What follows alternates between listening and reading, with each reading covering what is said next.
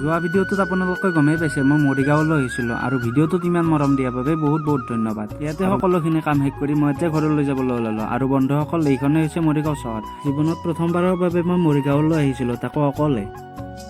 আৰু ঘৰলৈ আহিবলৈ মই গুৱাহাটীৰ বাছত উঠি দিলোঁ আৰু যোৱাৰ দৰে যোৰাবাটৰে একা বেকা ঠাইখিনি পাৰ কৰি মই গুৱাহাটী আহি পালোঁ আৰু গুৱাহাটী পাওঁতে ৰাতি হৈ গ'ল। সেইবাবে মই লগৰ এজনৰ ৰুমত যাম বুলি লালমাটিতে নামি দিলোঁ, কাৰণ এতিয়া ঘৰলৈ গ'লে বহুত দেৰি হৈ যাব। লগৰ মানে মই লালমাটিতে থকা চম্পকৰ ৰুমতে আহিলোঁ।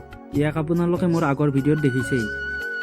আৰু মই অহাৰ বাবে ই কিবা কিবি বজাৰ কৰি আনিলে আৰু ই নিজেই ৰান্ধিব ধৰিলে আৰু ভাত মাংস ৰন্ধা হোৱাৰ পিছত আমি কথা পাতি খাবলৈ বহিলোঁ আৰু এনেদৰে খাই বৈ ৰাতি শুই থাকিলোঁ।